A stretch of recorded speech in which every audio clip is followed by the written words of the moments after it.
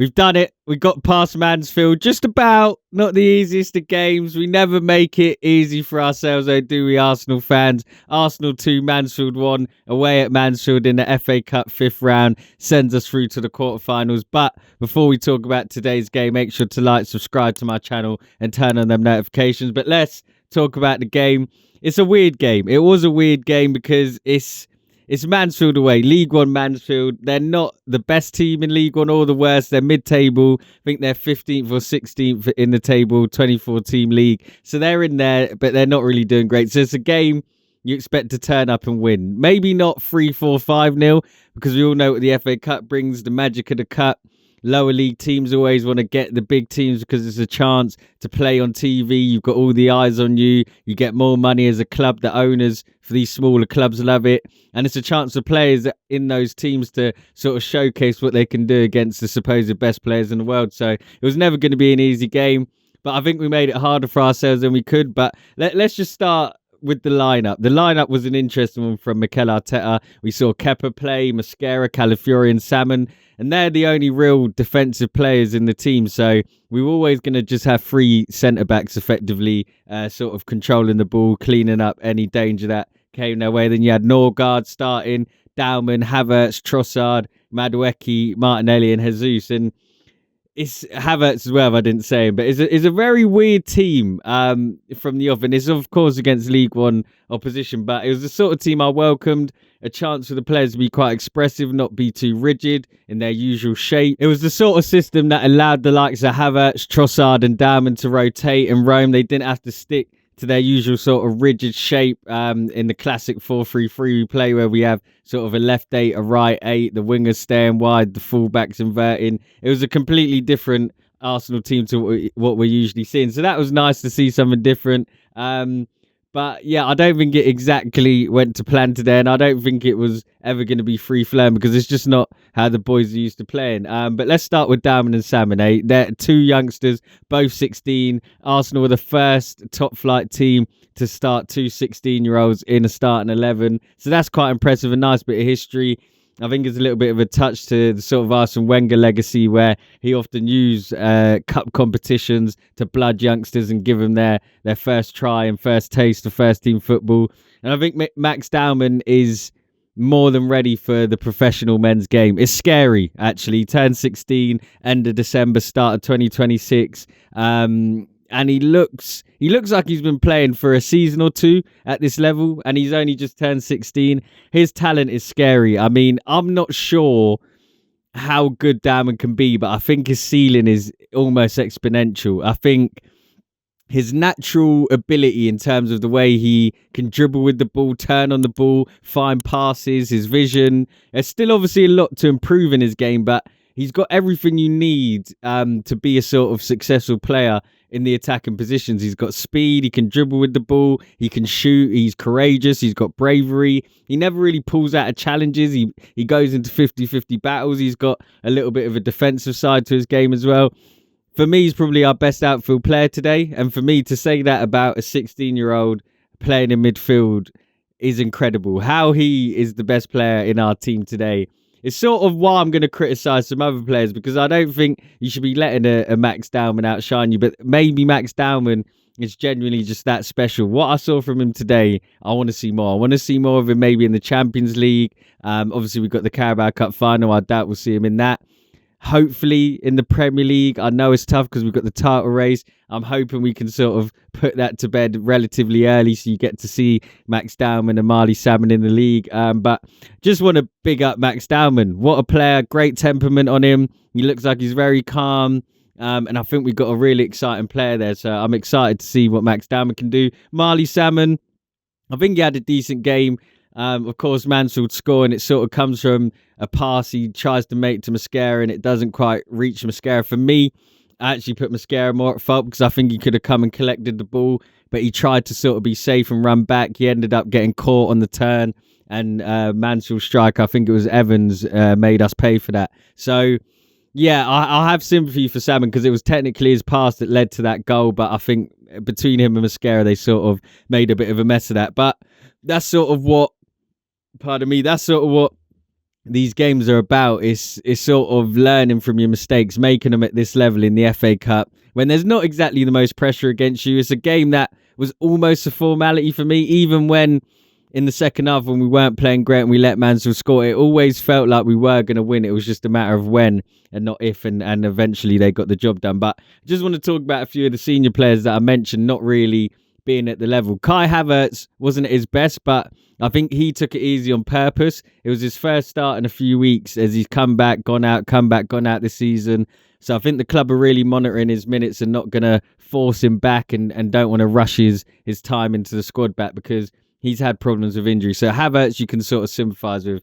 However, Gabriel Jesus, there's a problem there. To be honest, it's not actually a problem because I'm pretty sure his contract runs out at the end of the season. I'm just going to search that quickly. But for me, I just think Gabriel Jesus is done at this top level. And when I say top level, I mean the top level of teams that are sort of competing for league titles, Champions Leagues. It actually says that Jesus' contract runs out in 2027. So he's still got a year left on his deal. So it is a bit of a problem because I don't see us selling Gabriel Jesus. Gabby Jesus is, look, when he first joined, he was a key part of the change in this project when we went from sort of Champions League contenders to challenging for the league. Himself and Zinchenko were a key part of that, Granit Xhaka as well. But I think we've gotten to a point where we've gone past him, and I think he needs replacing with someone like Krupi Jr.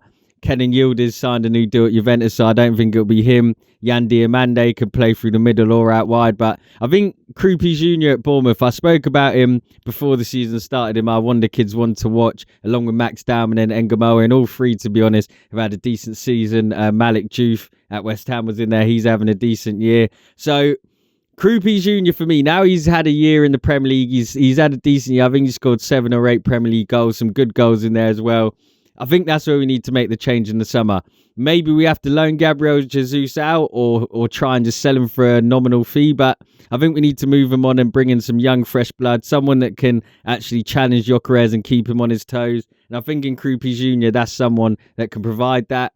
But just on the game today, Gabriel Jesus, he just doesn't look like he's... I've seen a few tweets saying he looks like he's checked out mentally and he doesn't care, but I think it's more sinister than that. And I think he's genuinely... I think his legs might have gone. I think Jesus' legs might have gone, which isn't a nice thing to say. But he's had so many bad injuries whilst at Arsenal. He's probably missed at least a season and a half, if not 2 seasons in total through injuries. Last year, we barely saw him. So I do sympathise with him for that. But yeah, you have to be ruthless in this business. And I think Arteta has been. That's why we're only really seeing Jesus in the FA Cup at the minute. Because I think even when we're bringing him off the bench, we all saw what happened against Wolves away a few weeks back when we drew. He just can't actually lead the press how he used to when he first joined. And I feel sorry for Gabby, but I think it's time we move on from him. And in terms of Martinelli, I don't want to be too savage here, but Martinelli just ain't looking like the same Martinelli I've seen. He just doesn't look the same. He's not beating players the same. He's not shooting the same. His touch isn't as good. I don't know what it is. I think he had a decent game today, but against Mansfield League One, for me, it's a chance to get a goal or two. We know what he done against Portsmouth. He had a great game there. Pretty sure he scored a hat-trick against Portsmouth. So that's sort of what you expect from Martinelli, is that sort of level. Show your level. Madueke Eze showed his level when he come off the bench. Sort of made it look relatively easy to score the goal that won us the game. But yeah, for me, it just feels like Martinelli and Jesus have almost stagnated at the club, and I think it might be time to move them on. Sorry, I'm just trying to see the game. Yeah, Martinelli scored a hat-trick against Portsmouth. So the performance is there, but you've got to do it. You've got to do it, and I just think we might have got to a point now where we need to move on from Madueke and Jesus. Martinelli, sorry. We're going to talk about Madueke. We're not moving on from him yet, but Martinelli and Jesus, I just don't think they're it anymore, man. And with the likes of Wanyeri, Dowman coming through, I really think we need to improve on those areas, especially if we do go on and win the league this year. You want to go on and win it again the following year, but you need to, if not raise the level rather than maintain it, because other clubs will get better, etc., etc. So yeah, who knows? There's a lot of football to be played between now and the end of the season. Hopefully, Jesus and Martinelli can sort of deliver between now and then. There's a lot of big moments to come. These players might deliver us trophies where you just look at it and say, look, how can we let them go? Or you might say, perfect time to sign out. Who knows? Madueke, I did confuse Madueke and Martinelli. Just want to talk about Madueke quickly because I have been harsh on Madueke, only because of his Chelsea connections, and I didn't think he was worth the money, but 50 mil seems to be the going price for a squad / first team player these days. Madueke was good today, decent. Still think he could have scored at least 2 more. Scores a great goal, great finish, and that's why I think he could score more. Even towards the end of the game, he plays a short corner with Saka, and he has a strike, and it flies out for a throw-in. And that's what I mean with Madueke. It's, can you consistently deliver? I think there was a big chance for him today to get at least a hat-trick or 2 goals at least. Maybe hat-tricks asking for a lot. 2 goals you can ask for. And he doesn't do it. But it's not a criticism. It's just standards. It's just, can you do more? Can you challenge Saka? Because Saka's not had his greatest season, but you won't hear many Arsenal fans calling for Madueke to start instead. If Madueke's smashing it in all these games he's playing in, you almost can't help but ask, should Madueke start? There was a period when he did start games for us because you couldn't deny him, but he's back on the bench, and it's sort of because of the things he done today. It's just a bit inconsistent. And I've always liked Madueke. I've said it in previous videos. I just felt like he wasn't the signing for us. I think he's been a good signing, to be fair, because I think he's given the chance to rest Saka. So I think he's been quite important for us. You can't really underestimate the power of that, because Saka's had effectively 90 minutes rest today. He comes off the bench for the last 10 or 15, but Madueke has played a good role for us. I just want more from him to shut people like me up, because ultimately, if he scores goals, I'm just going to eat some humble pie. But his performance today, scoring and then hitting shots out for throwing, sort of sums him up. It's my only criticism. But big up Noni Madueke. Scores today, important goal, gave us the lead before half-time. So, look, I don't want to criticise him too much. Lastly, Calafiori went off injured. Was a little bit concerning. He's always getting injured, Calafiori. I don't know what that boy's made of, but we need to sort it out. Something needs to be sorted out there. He's reminding me a little bit of Tomiyasu.